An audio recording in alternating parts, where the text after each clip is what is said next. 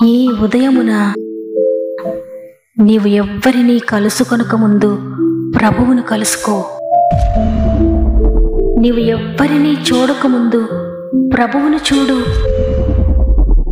నీవు ఎవ్వరితో మాట్లాడకముందు ప్రభువుతో మాట్లాడు. నీవు దేనిని వెదకకముందు ఆయన రాజ్యమును, నీతిని వెదకు.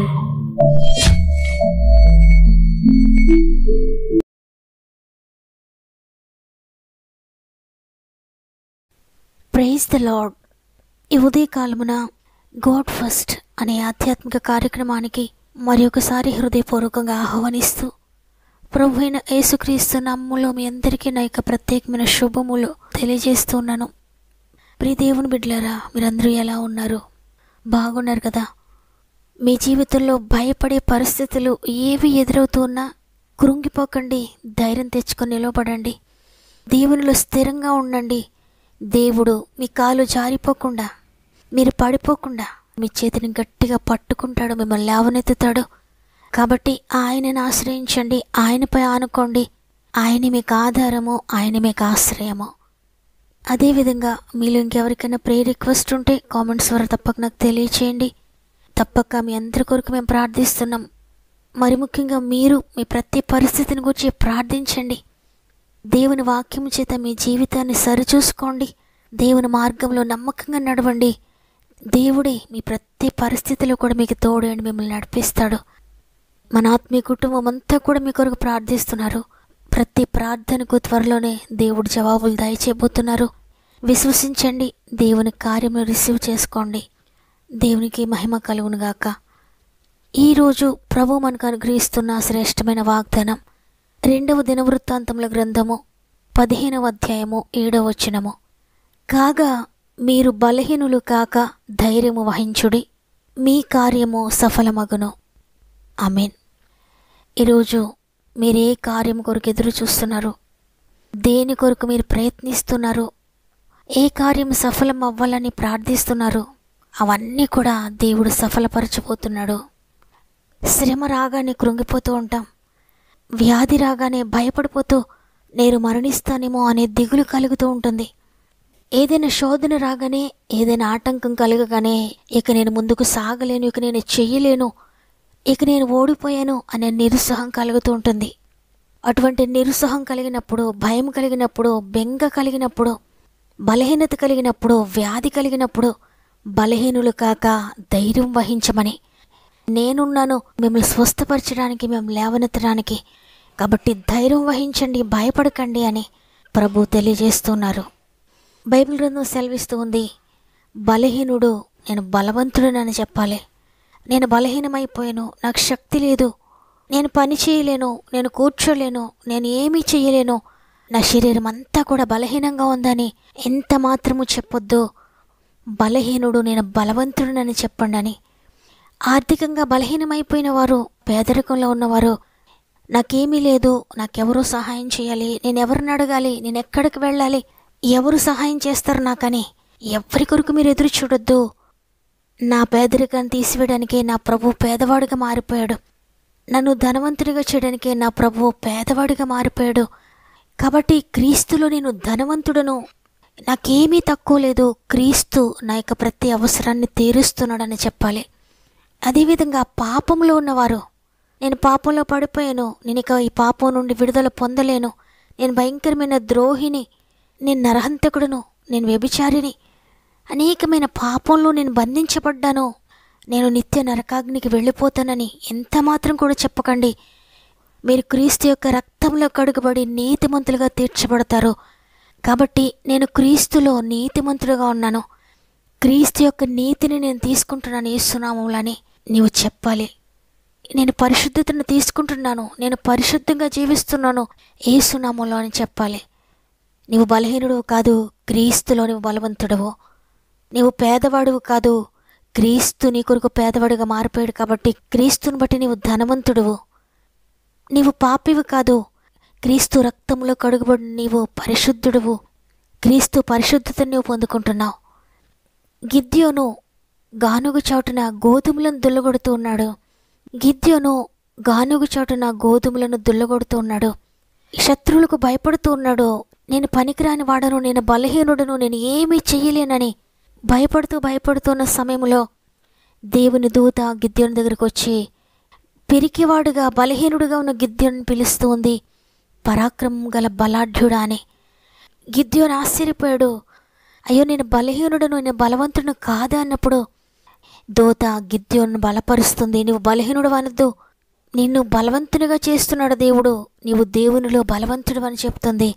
నిజమే, పౌలు భక్తుడు కూడా బలహీనంగా ఉన్నప్పుడు, తన శరీరంలో ఒక ముళ్ళు ఉన్నప్పుడు అంటాడు, నేను ఇప్పుడు బలహీనుడను, అప్పుడే బలవంతుడను, ఆయన కృప నాకు చాలును అని. అవును, ప్రస్తుతం నీవు బలహీనుడివే కావచ్చు, బలహీనురాలివి కావచ్చు, కానీ క్రీస్తును ధరించుకున్న నీవు, క్రీస్తులో ఉన్న నీవు బలహీనుడవు కాదు. క్రీస్తులో నీవు బలవంతుడవు, క్రీస్తులో నీవు ఆరోగ్యవంతుడవు, క్రీస్తుని బట్టి నీవు ధనవంతుడవు, క్రీస్తుని బట్టి నీవు పరిశుద్ధుడవు, పరిశుద్ధురాలవు. ఈ విధంగా దేవుని బట్టి ధైర్యం తెచ్చుకొని ప్రార్థించండి.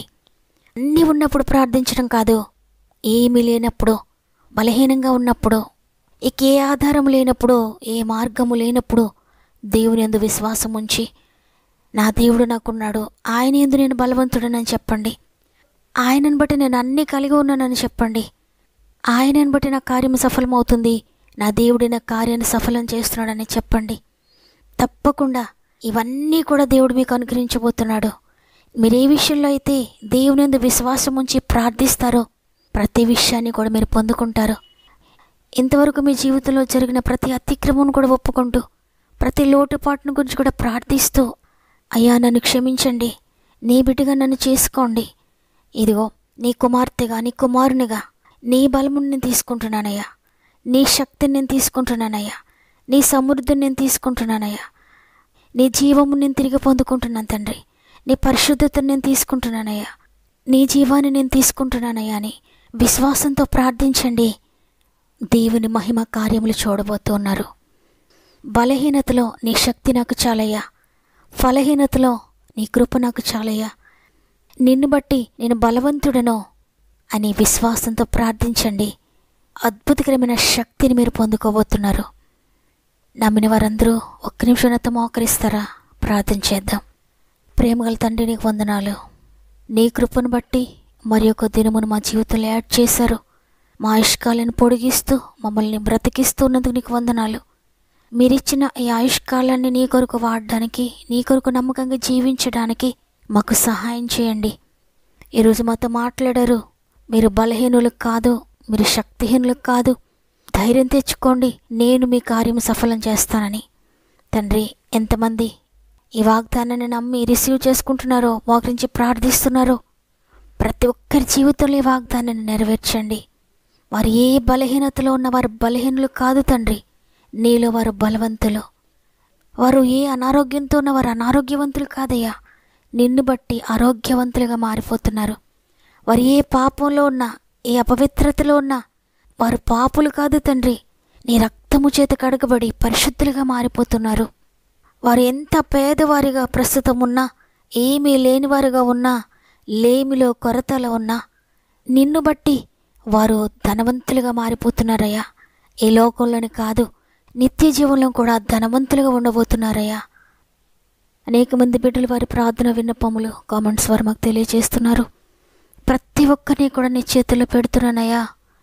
ఏ జీవితంలో ఏ సమస్యతో బాధపడుతున్నారో, ఏ వేదనకరమైన పరిస్థితులు గుండా ప్రయాణిస్తూ ఉన్నారో ప్రతి ఒక్కరిని లేవనెత్తండి అయ్యా. నూతన సృష్టిని ప్రతి జీవితంలో జరిగించండి, నూతన కార్యములు జరిగించండి అయ్యా. నూతన అభిషేకంతో నింపండి తండ్రి, నూతన పరిశుద్ధతతో నింపండి అయినా, నూతన ఆత్మ ఫలముతో నింపండి తండ్రి, నూతన ఆత్మవరాలతో నింపండి అయ్యా.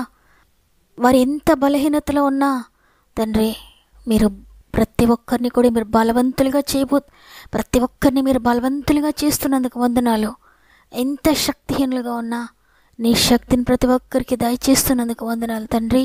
పోరాడడానికి వారికి శక్తి లేకపోవచ్చు, కానీ వారి సమస్యలతో పోరాడడానికి వారికి శక్తి లేకపోవచ్చు, కానీ నీ శక్తిని వారికి అనుగ్రహిస్తున్నందుకు, నీవు వారికి బదులుగా పోరాడుతున్నందుకు, ప్రతి సమస్యలోనూ కూడా వారికి విజయం దయచేస్తున్నందుకు నీకే స్తుతులు చెల్లిస్తూ ఉన్నాను తండ్రి.